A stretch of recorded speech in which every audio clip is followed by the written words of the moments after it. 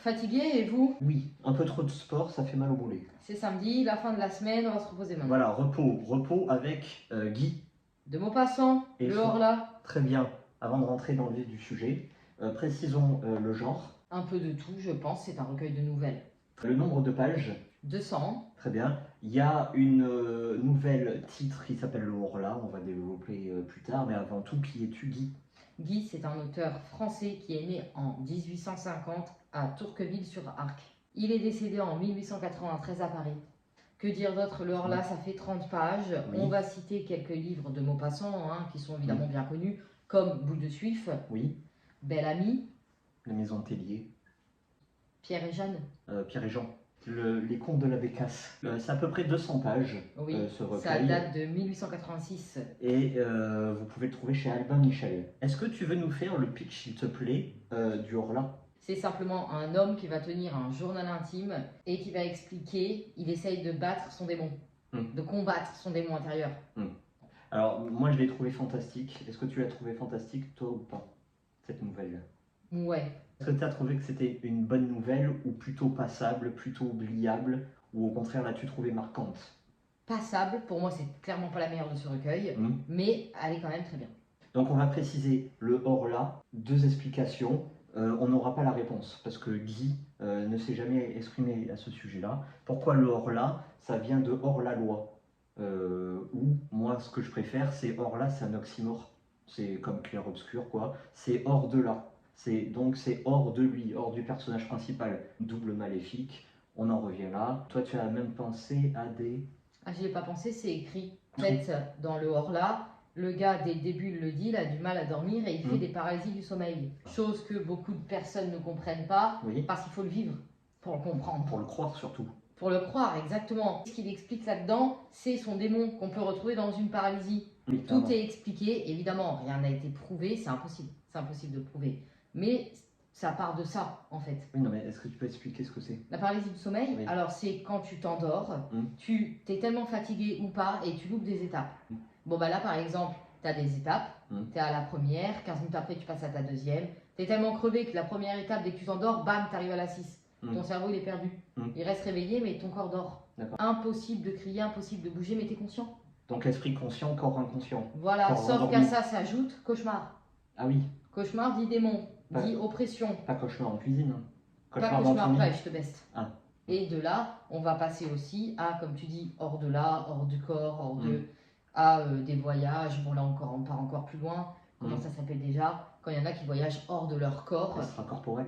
Voilà, c'est ça. Donc après, on y croit, on n'y croit pas. Le tout, c'est de le vivre ou pas, parce que le mieux, c'est vraiment de ne pas le vivre. Bon, on va passer sur cette nouvelle qui a pas fait l'unanimité, on va pas se le cacher. Voilà. D'ailleurs, on a oublié de préciser que ça, c'était un bouquin que l'on trouve surtout au collège. Beaucoup l'ont lu au collège. C'est une lecture adolescente, etc. Alors, s'en suivent d'autres nouvelles. Des nouvelles de la vie quotidienne. On n'est plus du tout sur du fantastique, de qualité fluctuante et de longueur aussi divergente. Laquelle as-tu préféré, toi? Le trou. Ah, dis-nous tout. Comme ça, on peut se dire, mais quel trou, mais c'est quoi? Ouais, vas-y, dis-nous. Bon, je peux la raconter vite fait. Oui, le pitch, ouais. Le trou, c'est simplement un couple qui a ses habitudes le dimanche d'aller à la pêche. Oui. Et dans leur trou, dans leur coin, quoi. Oui. Sauf que là, un beau dimanche, bam, ils se réveillent tôt, ils y vont et tout. Mais non, il y a quelqu'un.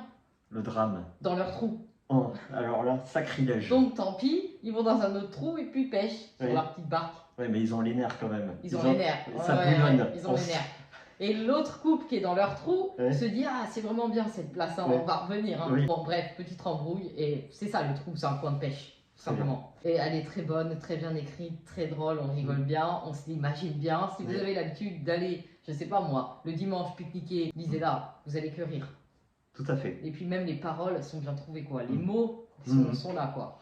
Tout à fait actuel, hein. C'est pas parce que ça a été écrit début 20e que c'est totalement actuel comme écriture. On comprend tout, c'est simple. Et toi, tu as une petite nouvelle fétiche aussi? Le diable. Alors là, c'est un fils agriculteur, sa mère est moribonde, à l'article de la mort. Et il va engager une pleureuse. C'est une petite vieille qui pleure les morts, qui est présente aux dernières heures des mourants, mourantes, voilà. Elle est la présence, l'oreille attentive, mais elle se fait payer. Voilà, elle aide en gros le fils qui ne peut pas tout faire pour sa mère à cause de son travail. Oui, et puis il s'en fout. Voilà. Donc ça peut partir d'un bon sentiment jusqu'au moment où le diable intervient.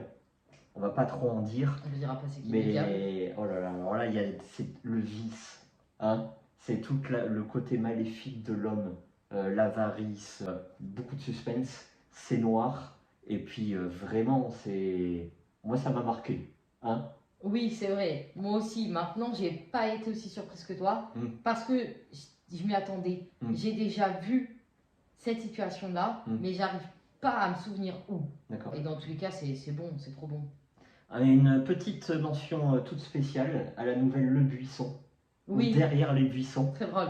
C'est un couple de personnes âgées qui, voilà. Ils sont mariés, hein. Oui, depuis X années. Voilà, une pulsion subite derrière un buisson. Évidemment, on les surprend. Ils se font choper. Et ben, c'est remarquablement bien écrit, avec de l'humour, et c'est même un côté attachant. Oui. Hein, c'est sentimental. Oui. C'est ça le meilleur, c'est que c'est quand même bien raconté, du point de vue toujours du personnage. Il explique lui-même son histoire. Comment tu ne peux pas rire? C'est très drôle. Alors, c'est très bon, c'est très bien écrit, ça n'a pas vieilli. Vous pouvez y aller facile. En plus, c'est vraiment des nouvelles très courtes, très courtes. Au final, est-ce que tu le conseilles? Si oui, à qui? Parce que c'est une rubrique classique. Donc, nous répondrons à la question. Peut-on encore le lire en 2024? La réponse est oui. Ah, parfait. Bon, par contre, moi j'ajoute une nuance. Doit-on le lire? Oui. Ah, c'est léger, franchement. Je suis mitigé, franchement. Non, c'est... on tombe là-dessus. Bon, dans une boîte à lire, c'est gratuit. Ça, mais en fait, ouvrez-le. Ouais, c'est sympathique, mais c'est pas non plus... Bon, mettez pas des milliers des cents pour l'acheter, évidemment. Non. Mais si vous avez l'occasion, moi je conseille. Hein. Une lecture familiale, hein. De 7 à 77 ans, on peut y aller. On peut se faire plaisir. Exactement. Merci à vous. Et puis...